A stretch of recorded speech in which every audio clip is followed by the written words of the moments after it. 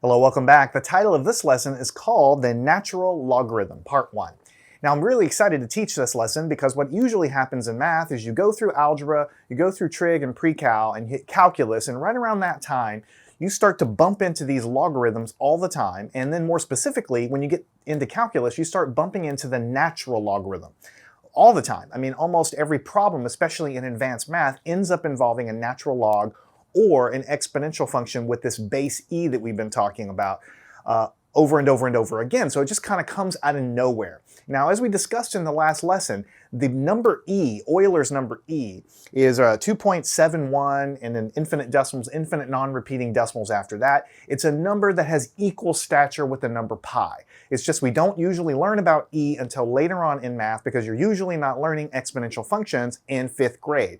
In 5th grade, you have to learn about pi because you have to learn about circles. And now that we're learning about exponentials, you're never ever going to get away from this number e. It's just that important. All right, so in this lesson, what we're going to do, I'm going to do a brief recap of where the number e comes from. We already covered that extensively in the last lesson, but it's worth saying in a little condensed version, again, what that is. And then we're going to dive more specifically into the natural logarithm, so you know exactly what it looks like, exactly what the shape of that curve is, where it comes from, and how it relates to the exponential function there. And then we'll solve a few problems dealing with logarithms that have this irrational number e as the base, the natural logarithm. Now the good news is all of the laws of logarithms that we've studied, all of them, they all apply to natural logarithms. Never ever forget that a natural logarithm is just a regular old logarithm. It's just that it has a very special number e for that base. Now let's do a little recap. I'm going to say recall because we did cover this. I did an entire lesson on where the number e comes from. There's this number e in math. It's just as important as pi. And it's approximately equal to 2.71828 ... The dot dots mean that this is an irrational number. I can compute e to 50 million decimal places, and I will never get a repeating pattern in the decimals. The decimals will go on forever, but they'll never repeat, just like pi. So that's why it's irrational. It's called, the number e comes from the fact that a mathematician by the name of Euler calculated this number, and we went through the calculation in the last lesson. I'll kind of recap it for you here, but basically the number e comes from looking at how money grows exponentially. So you start off with that exponential growth of money, and we look at compounding the interest rate more and more and more often, eventually compounding every nanosecond, compounding continuously, and out of those calculations fall out this number e. Now let me take a little bit of an aside. A lot of students will say, well, why is that number e 2.71828, and why is it that exact number? That's a weird number. I agree with you, it's weird. But then you have to turn it around and say, well, why is pi the number that it is? 3.14159 and then infinite decimal places after that. Why is pi equal to that? Why is pi not 3.17 and then a bunch of numbers? At some point in math, you have to just accept that our universe has certain numbers and certain characteristics that are just the way that they are in our universe. The number pi comes about from looking at the circumference of a circle and the diameter of the circle. In that conversion ratio there, in circumference equals pi times diameter, that's what comes about there for the definition of pi. It has to do with the geometry of our universe. That's why pi is the way that it is. Why is the number e the way it is? It has to do with the way things grow exponentially in our universe. And the laws of physics and mathematics of our universe govern things growing exponentially. And this number e is a very special number that yields a very special exponential growth curve with very special characteristics. Why is it exactly that number? Nobody knows. But it's the way it is in our universe, and so we have to kind of just accept that and start to use it going forward. You're never going to get away from the number e. It's just too important. All right, so this number e is important because of a few things. Because once I know what this number is, then I can define a function. This is an exponential function, e to the x. Remember, we can define exponential functions with any base I want. I can make a function, f of x is equal to 10 to the power of x, or f of x is equal to 5 to the power of x, or f of x is equal to 37 to the power of x. When I say f of x is e to the x, all I'm saying is the base is equal to this really special number, 2.71828, and then infinite, I can never write them down because it goes on forever, to the power of x. And I'm going to draw a graph to show you why this is so special in just a second. Now, as you know, exponential function, we can take the inverse of this function. And from that, we can get the inverse of the exponential function. And you all know now that the inverse of an exponential is a logarithm. That's what a logarithm is. So then if you say that the logarithm with a base e, because it's the inverse of this guy, is given by this, we have this come up so often in math that we actually give it a new name. We don't call it logarithm base e of x, we call it natural logarithm of x. So if you see ln of x on your calculator, what it means is that's just a logarithm with this very special number e as a base. Don't get so worried about the fact that e is a decimal. You can have any number you want as long as it's positive to be, and you want to stay away from the number 1. We talked about why 1 can't be a base either, but any positive number other than 1 can be a base. Decimals can be a base, fractions can be a base, and this just so happens to be an irrational number, and it has very special properties that cause it to pop up in nature so much. So why is e important? Because we define this exponential function, this pops up everywhere in nature, and because this pops up, then its inverse, the natural log or log base e, pops up. We never ever say log base e, we always just call it natural logarithm of x. Now again, I want to do a little bit of a recap. Where does this number come from?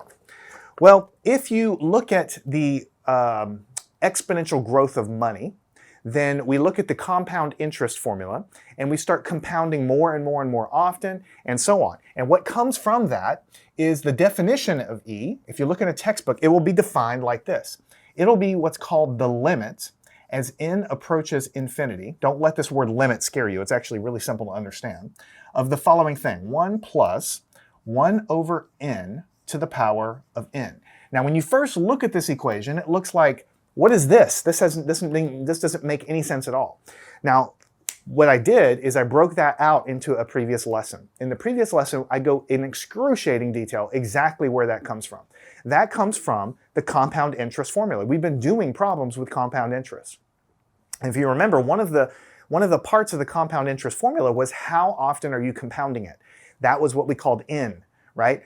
Are you compounding yearly? Then n is 1. If you're compounding quarterly, n is 4 times a year. If you're compounding every day, then n is 365 because you're doing 365 compounding periods.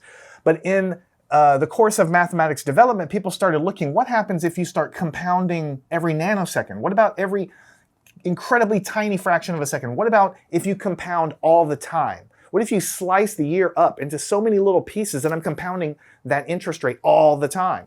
In that case, the number of compounding periods would go to infinity. You can never actually reach infinity, but you can approach infinity. That's what this means. And then this is really the compound interest formula. So if you start plugging in numbers here, for instance, if you put that n is equal to 1,000 into this equation, grab a calculator, 1 over 1,000 plus 1, and raise that to the power of 1,000.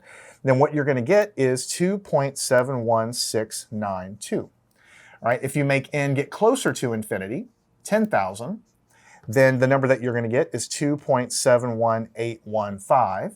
If you say n is going to be equal to 100,000, then you get 2.71827. You see, it's approaching a number. As n gets bigger and bigger and bigger, this number doesn't change very much at all. And so what ends up happening is what we call in math, in the limit, that means you can never get to infinity.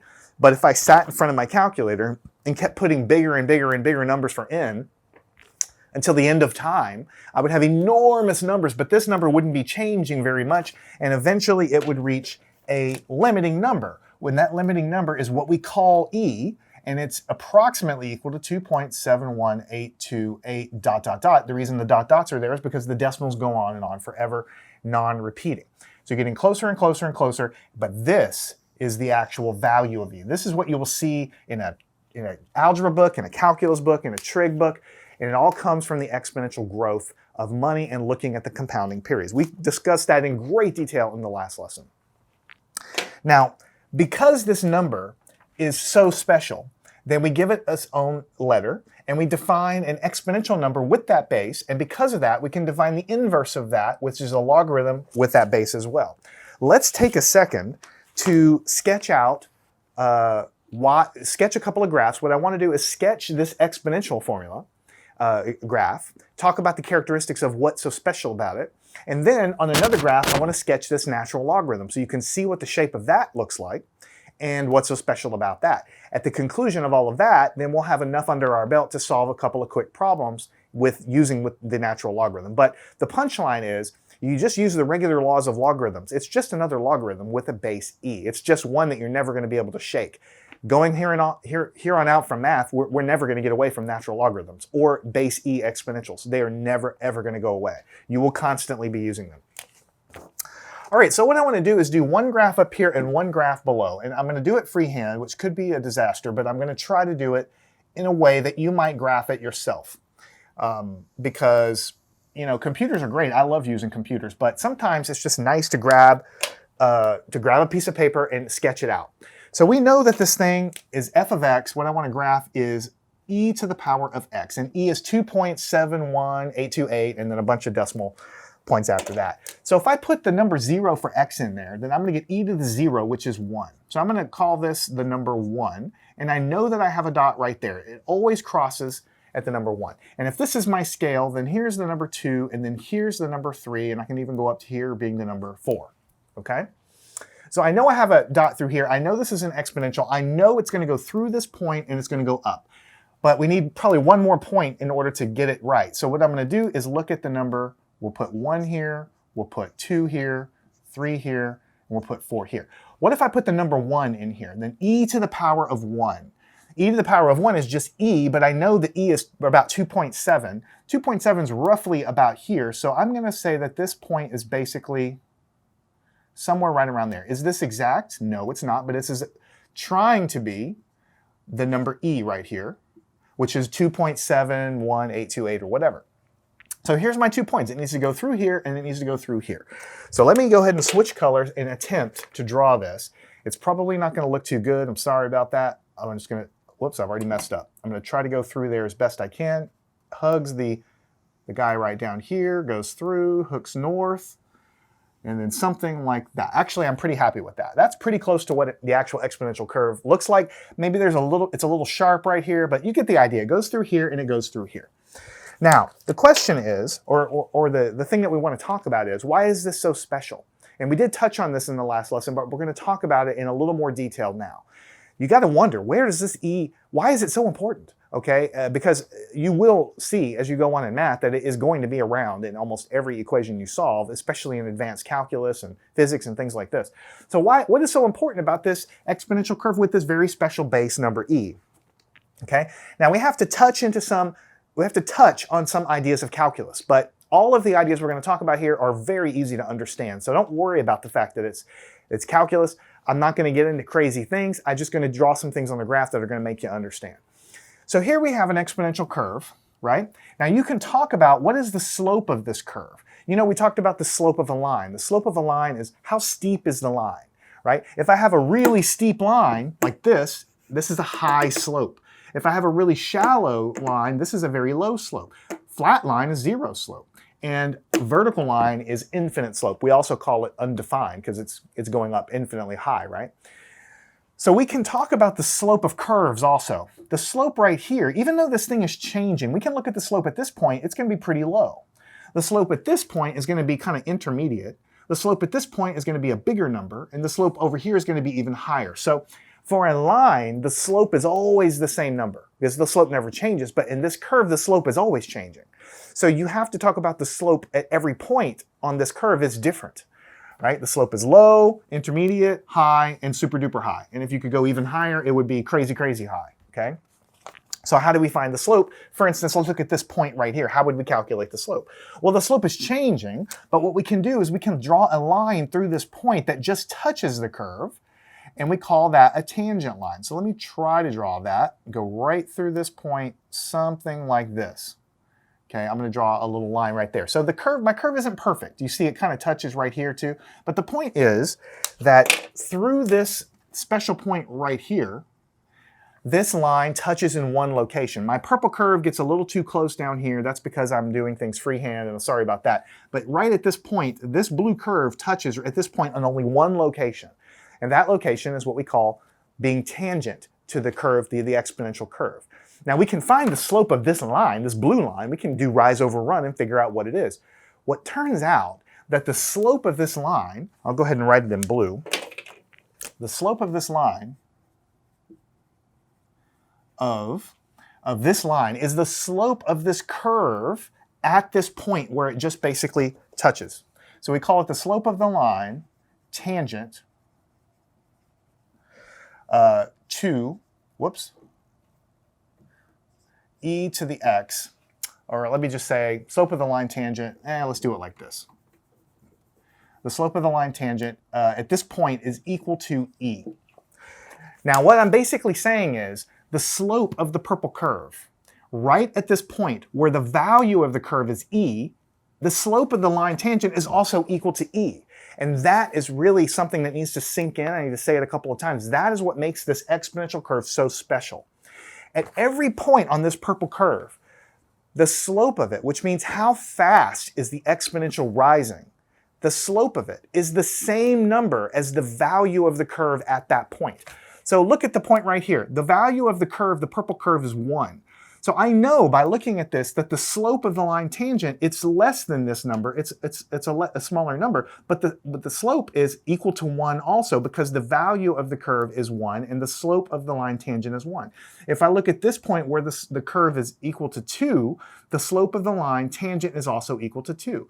The slope of the line tangent here at 3 is equal to 3 because the value is 3. And if I go up here where the value of the curve is 4, the slope of the line tangent is higher still. It's equal to 4. The slope of the line here is equal to less and less values because you can see the value of the curve is going to be some fraction here. And the slope is a smaller number going bigger, bigger, bigger. So the reason, in a nutshell, people ask me, why is e so special? It's because when you make an exponential curve with a base e, it's the only curve where the slope of the line tangent to the curve is equal to the value of the curve itself, which tells you something about the exponential growth of any process that has e involved in it. And that is that how fast the growth is changing. How fast the growth is changing. I'll say it one more time. How fast the growth is changing, which is the same thing as finding the slope. That's how fast it's changing, is equal to the value of the curve itself. In other words, an exponential curve with the special number e as a base is the only curve where how fast the thing is changing is equal to the value of the curve itself. Any other number is going to not match up like that. And that's what makes e to the x such a special number. And that's why it pops up in all of science and math and engineering, because it turns out in natural processes, when you boil it all down, that is the natural number that pops out of exponential growth, just like the natural number of geometry ends up being pi in most cases when you're talking about circles and lines because of the way, geometry works. Okay, so slope of the line tangent is equal to the value of the line is equal to the value of the curve there as well. So the slope here at where the curve is equal to e is the slope of that line is equal to e also. But wait, there's more. There's one more thing that also happens. At this point, the slope of the line tangent is equal to e, the same value of the curve. Look at what else happens. If I shade the area underneath this purple curve, literally, if I wanted to find the surface area, which I could do by just, if I constructed this thing, I could literally get a paintbrush and paint underneath and try to figure out how many square centimeters or whatever it was down underneath there. Then what's going to happen is the area under this curve right here is also equal to e. So you see what's going on here. It's kind of crazy. The value of the curve is e. The slope of the line tangent to the curve is e, and the area under the curve all the way from negative infinity. See, I'm stopping in here, but really this curve goes on and on forever to the left as well, but it gets closer and closer. So when you use the methods of calculus to figure out how much area is under that curve, what you're going to find is the area under this curve is exactly the same value of the function, which is e, and the slope of the line tangent is exactly the same thing as the value of the function, which is also e. Now, if I could grab this line and move it around, let's look at what would happen over here at where the value of the function is 4. Then I would know the slope of the line tangent to the curve, which means how fast is the curve increasing, is also equal to 4, the value of the function. And the area under this curve, which now is larger, because look, I'm over here with more area, the area under this curve is also going to be equal to the value of the function, which is 4. So at every point on this curve, e to the x at every single point, no matter if I'm here, or if I'm here, or if I'm here, or if I'm here. I immediately know the slope of the line tangent to the curve. Let's pick the number 1. The slope of the line tangent to the curve right here is 1, and the area under the curve to the left up to that point is also 1. So the area and the slope are both equal to the value of the function at that point, no matter what point you're at. Now those two ideas, area and slope, are the absolute fundamental basic ideas of calculus. You actually spend an entire semester learning about those two concepts, slope and area. That's what all of calculus is, and that is why this function is so special. No other function really behaves like this, all right? And that's why it pops up so much more in nature. All right? Now, because we have this very special function, e to the x, with very special characteristics, then you might guess that the inverse of this function also pops up a lot. And that's what I said. I said e to the x pops up a lot, and natural logarithm, which is just a base e logarithm, pops up a lot. Remember, the logarithm is just the inverse function of the exponential curve. So what we need to do is we need to reflect this, because remember, to get the inverse function, we reflect it over this diagonal line. I do not want to do it on this graph, just because this graph has so much going on. So let's go ahead and graph those ideas on the next set of graph, the next graph right underneath. And again, it's going to be freehand. Sorry about that, but I'm just going to do my best, because I think sometimes it's better to kind of go with me through it instead of me just throwing a graph at you like this. All right, so what we need to do first, I want to do another copy of the exponential function. 1, 2, 3. Here's 1, here's 2, here's 3. Here's 1, here's 2, here's 3, here's 4. We'll do 1, 2, 3, 4. Okay, so to get this exponential function, we know it's going to cross right here, and we know at 1 it's going to be e to the power of 1, which is going to be something like this, So I know that this function is going to look something like this, which is exactly what I drew above, so I need to go through these points, and I apologize if I can't do a good job in advance. I'm trying my best. It's hard to do. I'm going to go through those guys, something like that. Is it perfect? No, it has too much of a kink right here, I can tell you right away. But you get the idea. It goes something like this, something like that. It's pretty close.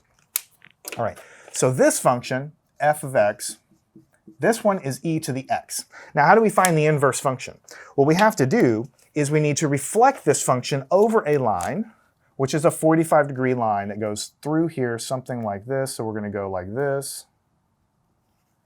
Should go right through the origin. That was freehand. And you're reflecting over the line y is equal to x. So you take these points and move them over here. Now, what points do I have right here?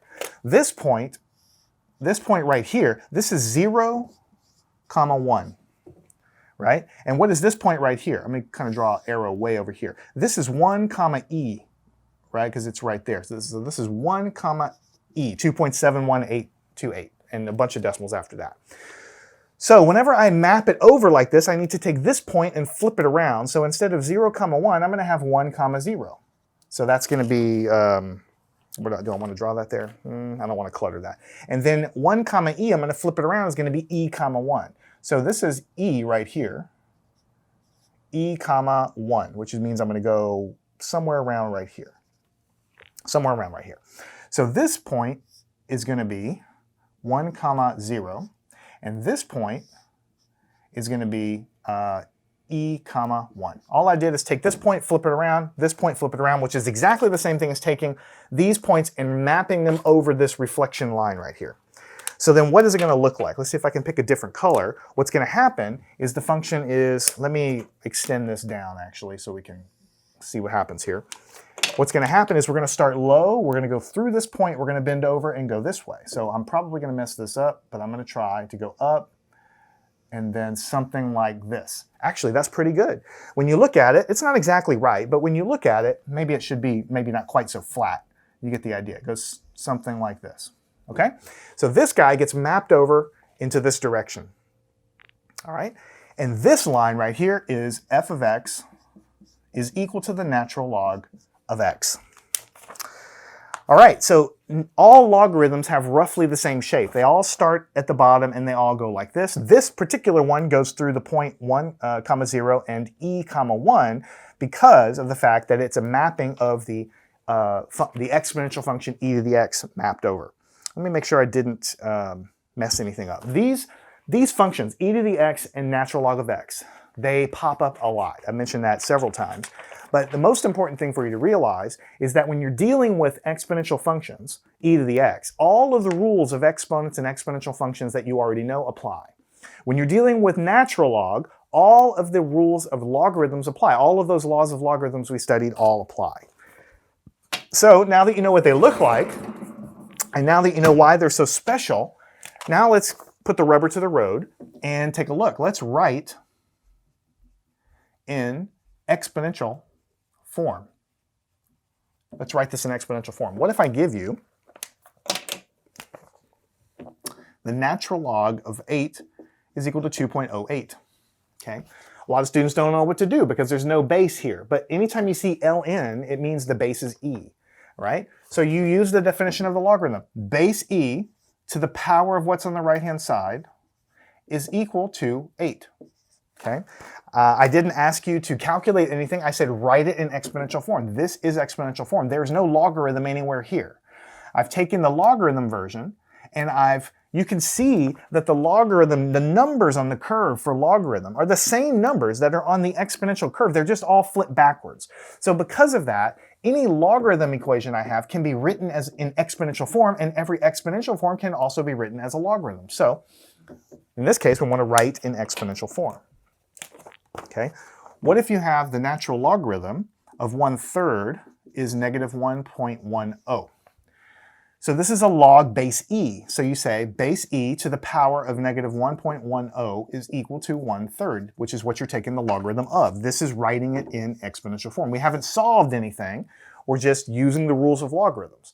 So we can go the other way. Instead of writing in exponential form, we can take an exponential form and write it in logarithmic form. So that's what I want to do next. I want to write in log form, logarithmic form, right? What if I give you e to the power of 3 is 20.1? How do I do that? I want to write it in logarithmic form. Now I have the base of e, so when I take the logarithm of both sides, I want to not just use any old logarithm, I want to take the natural logarithm of both sides. E to the power of 3 is the natural log 20.1, right? I can take the logarithm of both sides. In this case, I'm going to take the natural log of both sides. And if you remember, one of the laws of logarithms is when you have a logarithm and you taking the logarithm of an exponential, they annihilate each other. They cancel each other as long as the bases are the same. The base of this exponential is e, and the base of this logarithm is e, so they undo each other. So all you have left is a 3 on the left, logarithm 20.1 on the right. All right? And so if you want to flip it around just to put the logarithm on the left, logarithm 20.1 is equal to 3. All right? That's what you would get. And this comes about because of the laws of logarithms. A logarithm can annihilate an exponential. Now, if this exponential function were not e to the 3, if it were like 2 to the 3, then this logarithm would not annihilate. It has to have the same base. They have to have the same base to undo each other.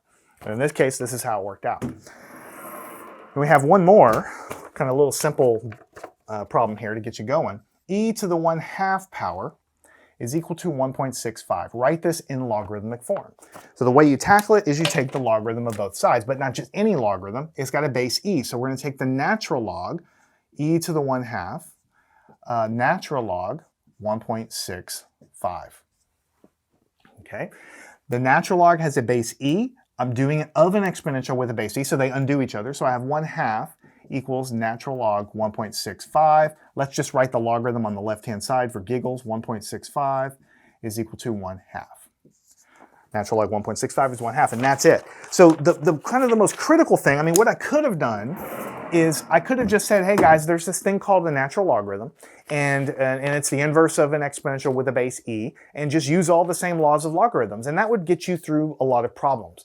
But you wouldn't have any idea what's special about it. Why do we care? Why? I'm trying to give you that motivation because in the beginning you don't know anything about what's coming, and so you don't know if I should pay attention to this stuff or not. I'm here to tell you that you pretty much need to pay attention to this. I mean, there's a lot of things in math that I actually think are not useful all that much, but this is not one of them. And what we basically covered in this lesson is there's a special number. It's an irrational number. We call it Euler's number, which has a e as the abbreviation for it. From that, we can define an exponential function and its inverse, which is a natural logarithm with a base e, right? It comes from taking this growth of money equation and compounding more and more and more frequently. And you can see how the numbers are getting closer and closer to the actual number of e. Knowing what this number is comes exactly from calculus. That's the study of limits and things like this and rates of change, and we'll get into all of that later. But this is where it comes from. This is the final answer. The actual calculation of this limit comes from the rules and methods of calculus. Okay? But once you know what that number is, and just accept it, that it's just as important as pi, then when you take a look at an exponential function, the exponential function looks like any other exponential function, but the exact shape of it is very special. Because any point on this purple curve that I pick, then I immediately know the slope of the purple curve, which means how much is a line tangent that's just touching it, how much is that line sloped, is equal to the value of the curve itself. The value of the slope here would be about 3, the slope of the curve here would be 4, the slope of the curve here would be 2, the slope would be here 1. And also the area under the curve, up from negative infinity up to that point, is also equal to the value of the curve itself. Now when we take that exponential function, we flip it over a line here, y is equal to x, then we get the inverse, which is the natural logarithm function. And we talked about extensively why exponentials and logarithms are inverses of each other in a previous lesson. So then you can write logarithms in exponential form, like we've done here, and you can take exponentials and write them in logarithm form. And if you have a natural logarithm operating on an exponential, or if you do the opposite, if you have an exponential that's operating on a natural logarithm, either way you slice it, both of those functions, as long as they have the same base, which they do if it's a natural logarithm and an exponential base e, they undo each other. And that's what these problems are trying to show you, that these rules of logarithms all hold. Now what we need to do now is make sure you can solve these problems and you understand these concepts. I have 2 more lessons that deal with natural logarithms, where we'll solve some more problems and give you some more practice simplifying expressions that involve natural logs.